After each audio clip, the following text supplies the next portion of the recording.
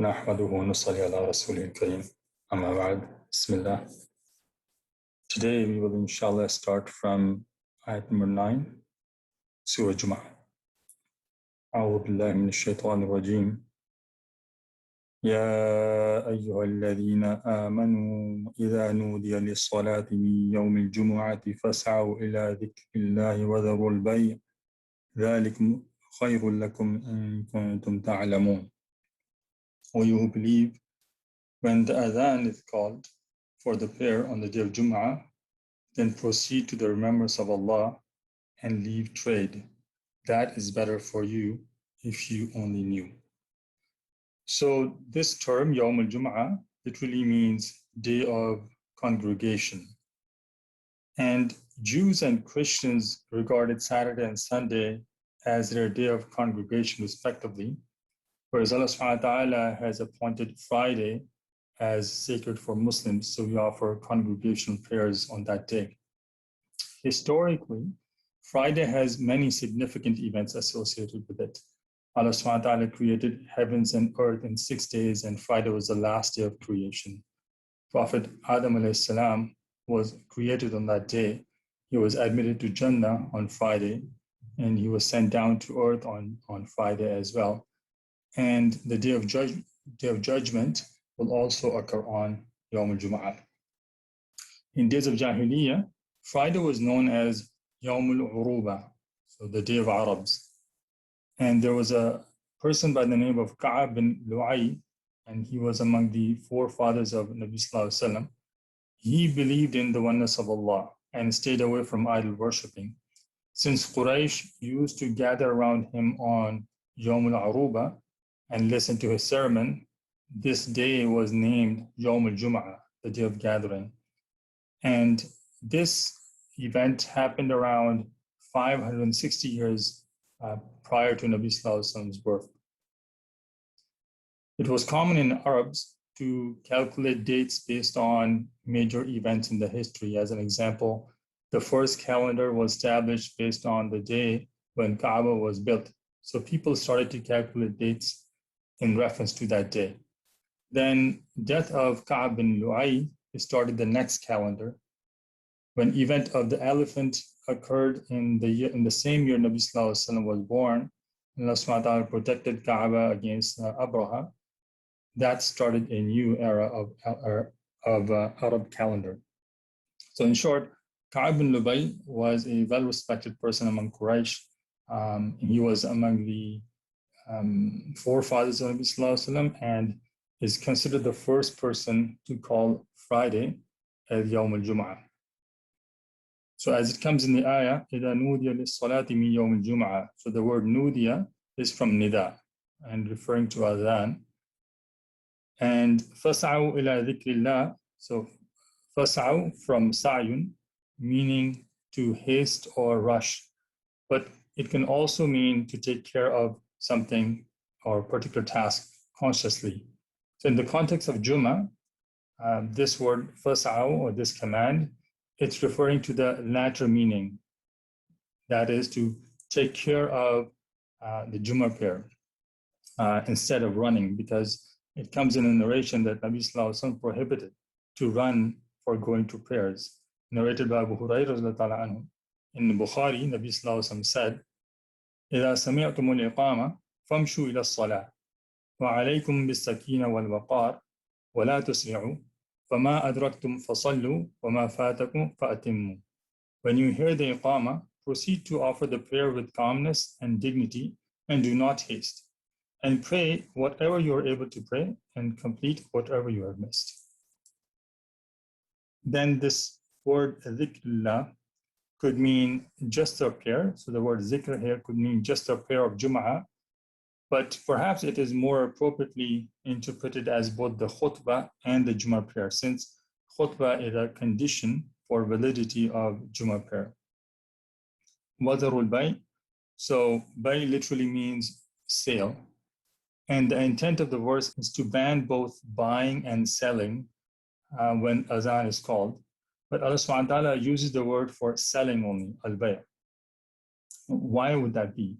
So the obvious implication is that if no one is selling, then there will be no purchase either, since trade is a bilateral transaction. Ulama say that perhaps there is another wisdom behind mentioning only the sale part of the transaction, and that is it is easier to enforce restriction on sellers and shopkeepers because they are smaller in number compared to the customers and buyers in the market. And Allah knows best. We should also take a moment at this point to discuss a brief history of the adhan for Jummah prayer. So in the beginning, there was only one adhan for Jummah prayer, which was called at the time of khutbah in front of the Imam. This practice began at the time of Nabi Sallallahu Alaihi Wasallam and continued in the era of Abu Bakr anhu and Umar anhu.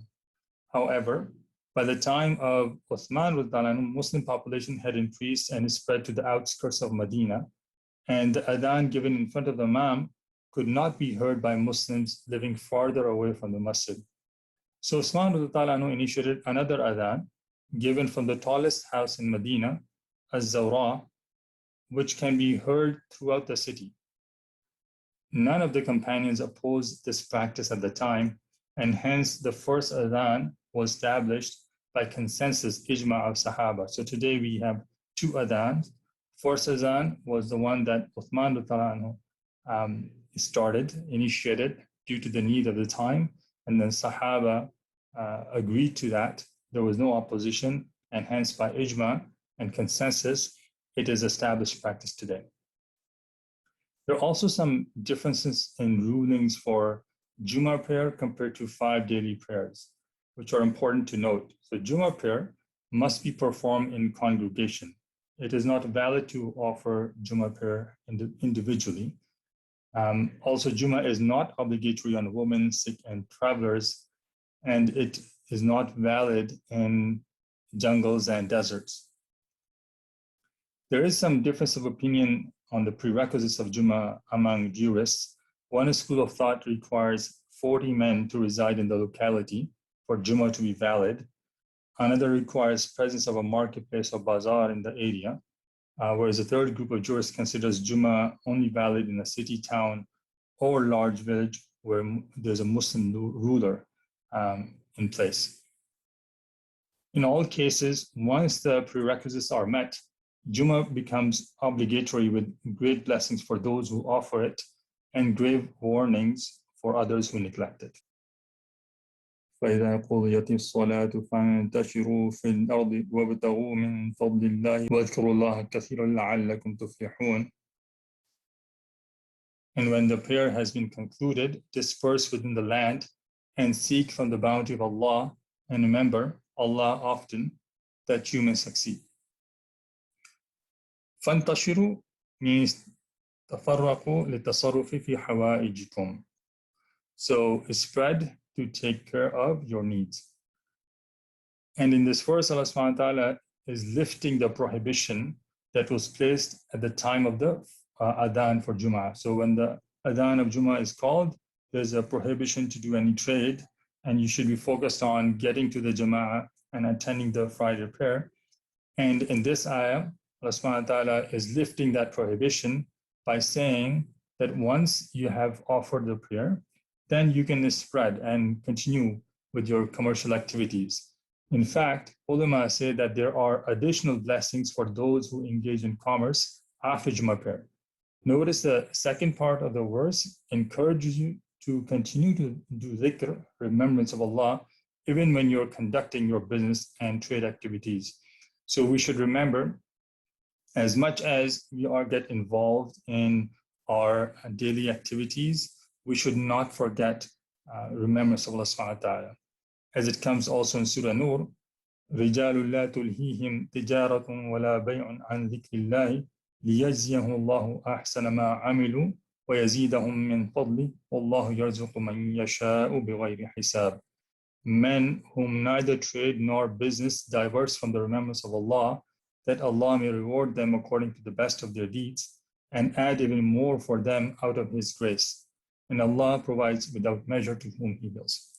So a general practice, we should continue to remember Allah subhanahu wa ta'ala in our heart and keep the dhikr on our tongue while we are engaged in worldly activities. وإذا رأوا تجارة أو لهوا انفضوا إليها وتركوك قائما قل ما عند الله خير من اللهو ومن التجارة الله خير الرازقين.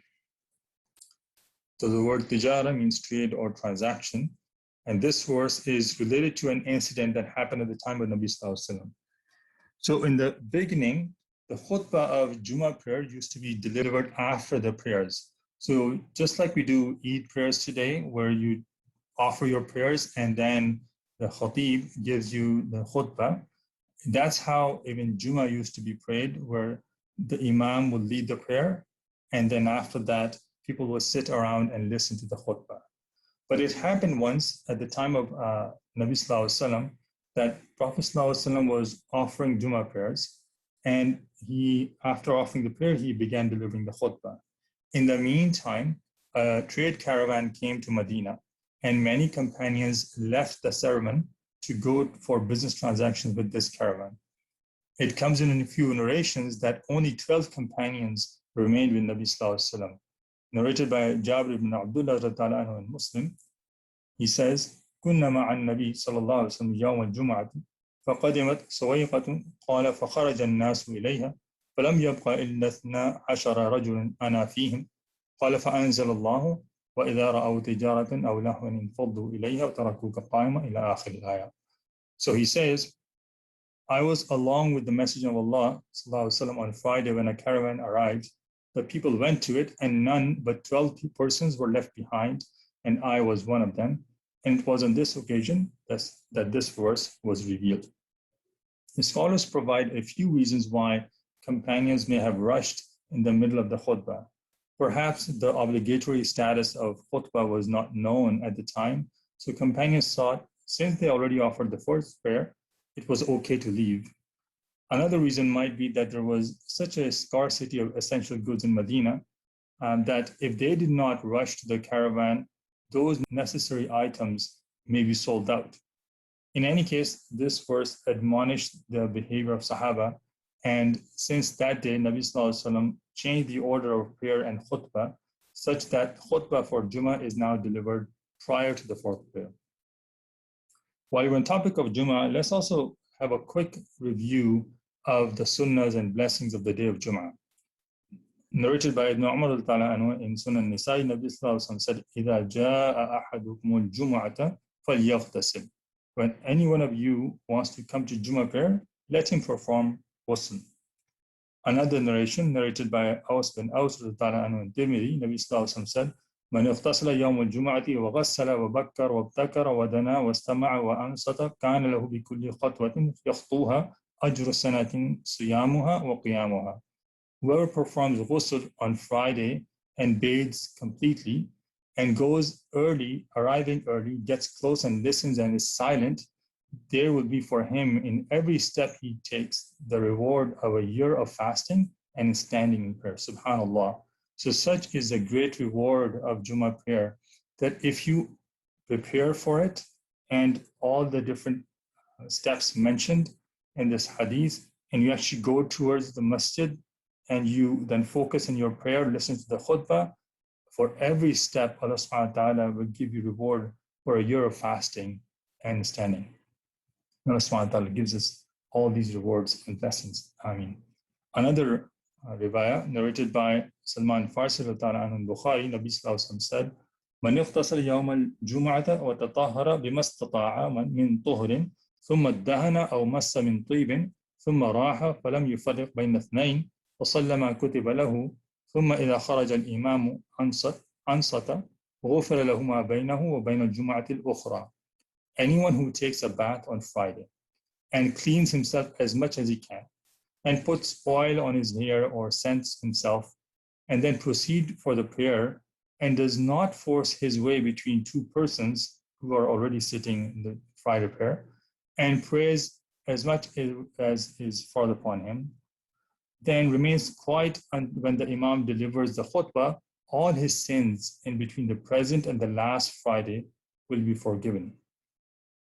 So Jummah is a very special day. We should make special preparations and give its due so that we can earn these blessings. It also comes in another narration that you're recommended to keep a separate dress for the day of Jum'ah other than your daily work clothes. Narrated by Aisha anha in Sunan ibn Majah, Nabi Sallallahu Alaihi Wasallam said, ما على أحدكم إن وجد ساعة أن يتخذ ثوبين لجمعته سوى ثوب مهنته. There's nothing wrong with any one of you if he can afford it, buying 2 garments for Friday other than his daily work clothes. Also, we should make a special time for du'as on the Friday because there are special moments where your dua is accepted. Narrated by Abu Hurairah and Muslim, Nabi Sallallahu Alaihi Wasallam said, إن في الجمعة لساعة لا يوافقها مسلم يسأل الله فيها خيرا إلا أعطاه إياه. There's a time on Friday at which no Muslim would ask Allah for what is good, but he would give it to him.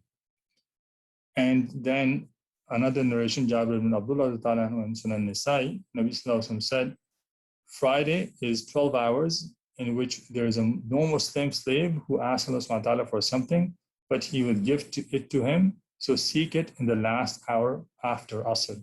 So in this narration, there is a mention of a special moment after the time of Asr. So you pray your Asr prayers and then make dua, and inshallah, those du'as will be accepted. Let's quickly review ayats 9 to 11. So the obligation of Friday prayer and prohibition of transaction once azan is called is mentioned in these ayats. And then there is encouragement to seek provision after Jummah prayers and engage in the remembrance of Allah subhanahu wa ta'ala.